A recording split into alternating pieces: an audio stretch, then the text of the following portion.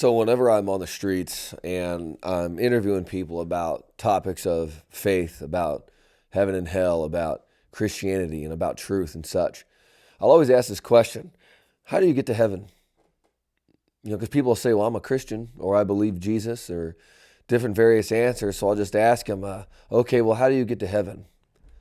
What would you say if I asked you that question? How do you go to heaven? What's the path to heaven? Well, it's a lot of people will say, well, I'm a good person, or I try to do the best I can. And I might ask them, well, where do you think you're going to go when you die? They say, I don't know. Would you want to be guessing that? Like, would you want to actually, would you want to leave that to chance or something? Your whole eternity, your whole life itself. I mean, when you die, your body goes to the ground, but your soul will live on. Like, there's going to be another place where you live. We talked about this in the past two videos. There is a spiritual realm. You are not a body that has a soul. You are a soul that has a body. And one day that body is going to die. The Bible says it is appointed for man once to live, and we live once. Reincarnation is not a thing according to the scripture. And so when you die, your body goes to the ground, but your soul will live on. But where does it go? Well, I wouldn't want to take that to chance. So again, I asked you the question: if you were to die, if you were to pass away right now, where would you go? And how do you know? See, the Bible is very clear on this. It's definitely not by good works. There's no amount of good deeds that you can do to earn God's favor. In fact, the hard thing for us to swallow, and the hard thing for a lot of us to swallow, but the beginning of our spiritual path, the beginning of our foundation and our spiritual walk, if you want to live a fulfilled life, if you want to have a life of purpose and a life of meaning, we need to just come to grips with the fact of life. We are sinners. We rebel against God. We try to do things our own way. We're very prideful. We like to point the finger at somebody else. We like to do things that make us feel good and pleasurable, even though in the end it makes us feel like junk. But regardless of what the Bible says, we want to live our own way. We've been doing this for thousands of years. In the beginning, God told Adam and Eve, don't eat from any tree of this garden. He said, he said, eat from any tree of this garden. I'm going to wave that out. Can I not do piano right now? No. In the beginning, God told Adam and Eve, you can eat from every tree of the garden. You can eat from any one of them, except for one, the tree of the knowledge of good and evil. And so one day, Eve was walking around, checking out the plants, hanging with the animals, things like that. It was perfect. Like, God made the world literally perfect. We were in perfect community with Him. I mean, there was no sickness, no disease, no poverty. It was literally perfect. And again, Eve's walking around, enjoying life. It's wonderful. But then here comes this serpent. It was the devil, that ancient dragon from the beginning. He's real. I talked about him in my earlier videos. I don't like to talk about him a whole lot, but he's a real spiritual, angelic being called an angel of light, the prince of this world, the God of this age. Okay, there's different words for him and titles for him, but he's alive and he's real. And he was on the scene and he deceived Eve. He twisted what God said. He twists the word of God, and he's still doing that today.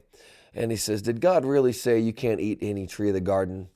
And Eve says, well, I can eat all these trees actually, but just this one I can't eat or I will die. And then here he goes. He says, oh yeah, you can eat that. You won't surely die. But God doesn't want you to eat it because He knows that your eyes will be opened and you'll be like Him. See, Satan is always about pride. He's always about trying to be more than God, to be like God or even more than God. And that led to his fall. And that leads to many people's fall in this world, right? When we make ourselves more than we're not. Well, the Bible says that Eve began to look at it. She saw that it was pleasing to her eyes and desiring for food. And so she ate it. And then she gave some to Adam and he ate it. And at once their eyes were opened. At this point, sin came into the world, this disease of man that brings suffering and death. I know, I'll be the first to tell you that when people pass away, when unknown sicknesses pop up and things happen in our lives, it is horrible. It's traumatic. There's so much evil in this world. but we shouldn't be so quick to blame God. God gave us free will. He gave us the ability to choose, to follow him and to love his commands or to rebel against him. And unfortunately, there's a deceiver called the devil that the Bible says has deceived the whole world, and he deceived us into rebelling against God. We took the path of destruction, and we're reaping the consequences. It's just spiritual law. Well, remember, I'm talking about the spiritual path here. Everything I'm talking about these really happen, these events happen, but it led to spiritual death. It led to spiritual separation from God. I want to read from Isaiah chapter 59 about this sin, about this constant sin, which the Bible will call iniquities, where we constantly choose to follow our own path and rebel against God, and how it creates a separation between us and God. And that's why we die. When sin came into the world, the Bible says it gave birth to death, and it spread to everybody. But it says here in Isaiah 59, I'm going to start in verse 1. Surely the arm of the Lord is not too short to save, nor his ear too dull to hear. But your iniquities, or constant sins, have separated you from your God. Your sins have hidden his face from you so that he will not hear. That's just plain as day. Our sin makes a separation from God. God is good. God is love. God is holy. And now there's a separation. It's like water and oil. They can't mix. So we're stained with sin. God is holy. We cannot be in communion with him no longer. And this is that which is what we're always seeking. We are always looking for that hole to be filled in our heart. We feel hopeless, and we feel lost, and we feel in despair, and we don't have an answer, and we're seeking for it in all these different ways, through buying things, from getting a career or getting married or having kids or taking drugs or drinking alcohol. Whatever it is to numb us or to make us just content long enough because of this hole in our heart. We were made for relationship with the Lord. In the very beginning, we were in relationship with him, but we sinned, and it separated us from him. Our iniquity separated us from him. And I want to continue reading in Isaiah 59, where it says that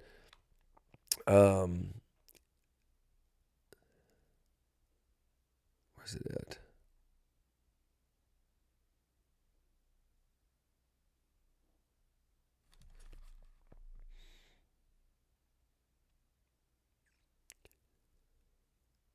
Where it says in 59, where it says in Isaiah 59:12, for our offenses are many in your sight, and our sins testify against us. Our offenses are ever with us, and we acknowledge our iniquities. This is what the issue is. It's that simple. There's like, psychology has been trying to figure this out. Scientists have been trying to figure this out. What's wrong with man? Like, why are we always like bad all the time? It's because of sin. Little kids that don't even, haven't even grown up in this world very long. They're going to steal something from somebody. I've seen it. I used to actually substitute teach kindergartners, and you'd see them like hit each other and smack each other and pull each other's hair and knock each other to the ground. And you're like, you're so cute, you're so little, but you're mean. Like, where did this come from? Well, it comes from within. The Bible says that from within a man's heart comes evil thoughts and all these bad things that we do. But see, God loves us. He didn't leave us alone. God did not just say, well, you messed up. I told you not to do it. So now you're going to have kids, and they're going to have kids. Everybody's going to die, and the world's going to be evil, and it's going to suck. And I'm just going to be over here chilling in my cloud. And, good luck with that. That didn't happen. Thank you, Lord, for not allowing this to happen. Thank you, God, for sending a solution to us. Thank you, God, for sending a Savior. Christianity is not a religion. It is a spiritual relationship, divine truth that has always existed and will never pass away. It is the truth. God loves us, and He created us to be with Him. But we sinned because of our own rebellious attitude. And that's the first thing that we need to understand and accept if we're ever going to be filled, if we're ever going to be fulfilled and live a life that God meant us for. We have to admit that we're wrong. We have to admit that we need saving. The Bible says that God sent his son Jesus Christ in the flesh, into this world, and he brought him to bring us to the knowledge of the truth and to save us from our sins. I want to read to you from 1 John, 1 John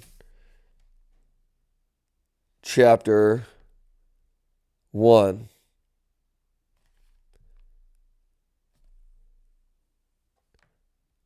4, verse 7. 1 John 4, verse 7. Hear these words. Dear friends, let us love one another, for love comes from God. Everyone who loves has been born of God and knows God. Whoever does not love does not know God, because God is love. This is how God showed his love among us. You want to know how? See, love isn't just a word. Love isn't just something that you say, hey, I love you, or it's not even just emotion. It's an action. See, God shows us his love by, check out what it says. He sent his one and only Son into the world that we might live through him.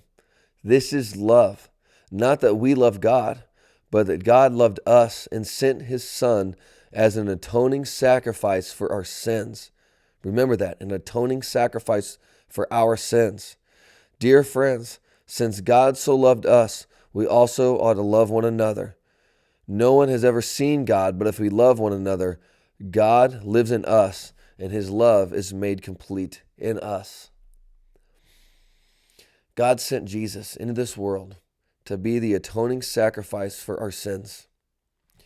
In the Jewish times, back before Jesus, the spiritual law that was written was if you have guilt, if you have shame, if you have sin on your life, in order to pay for that sin, there must be the shedding of blood. I know it's not fun. It's not great to talk about. A lot of pastors will just skip over this because we're talking about blood. But that was the Jewish law, and that was given by God in the Old Testament through Moses. And so whenever they had the ceremony and they shed the blood of the animal, that blood covered the sin of the people.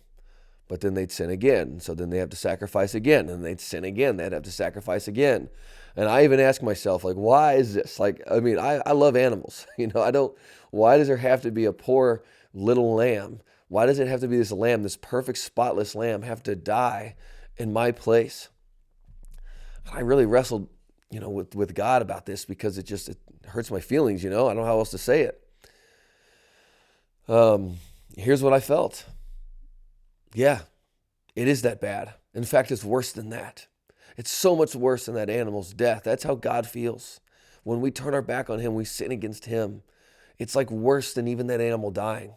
Because if we die in those sins, we literally die apart from God forever. That's what hell is. Hell is complete, utter darkness. It's like a burning, where you're never, never, never, never going to be with God or light or love again. It's horrible. And so that little symbol of that blood, as painful as that is, it pales in comparison to what life is apart from God. And so that sin, that disobedience to God must be paid for. And here comes Jesus, the Son of God, into the world, perfect, spotless Lamb of God. Jesus never sinned. He only loved. He only had compassion. It says that he had compassion on us. He hung with sinners. He didn't judge the sinners. He loved them, and he pointed them to the truth. And his ultimate demonstration of his love for us was whenever he went to the cross willingly. Like, he went there willingly. He didn't have to go. In fact, some of his disciples tried to stop him from going, and he told them to quit. He rebuked them. And he went to this cross. He had nails put in his hands. He had nails put in his feet. He had a crown of thorns on his head. He was whipped a ton. Bleeding everywhere, for your sin and my sin. That is why there is no other name in heaven or on earth or below the earth for which men may be saved except the name of Jesus. Because when he hung on that cross, he took your sin away. One sacrifice for all men, Jesus Christ. The Bible says that sin came in the world through one man, and through sin, death came to all men, and all men died. But then it talks about Jesus Christ taking this one man's act of righteousness, Jesus, taking all sin away. But we have to believe in him. Jesus says, the kingdom of heaven is at hand. Repent and believe the good news. Repent from your sins. Stop sinning. Follow God. Follow his path for your life. And when you do that, you receive Jesus as your Savior and you're saved. The good news is that God loved you so much that he sent his Son to pay the sin that you deserve, so that iniquity that separated you from God is wiped away. So now we can be in perfect communion with God again through his Spirit, his Holy Spirit, the spiritual path, oneness with God, complete unity with his love, with his peace, with his joy, and his purpose. You know that no matter what happens to you in this world, you're going to go to heaven. So I'll finish you with this one last verse from Ephesians chapter 1, verse 13 and 14. It says, and you also were included in Christ when you heard the message of truth, the gospel of your salvation. When you believed, you were marked in him with a seal, the promised Holy Spirit, who is a deposit guaranteeing our inheritance until the redemption of those who are God's possession, to the praise of his glory. The spiritual path begins with recognizing your sin, with recognizing no matter what you think, no matter what you believe, no matter what you were taught. I don't care if you were taught in church. I don't care if somebody taught you this on a TV show. We are all born in sin, and we're born separated from God. But God loves us so much. God desires to have a relationship with us again, that he sent Jesus, his Son, to die on the cross for us. And Jesus loved you so much that he did it willingly, by the way.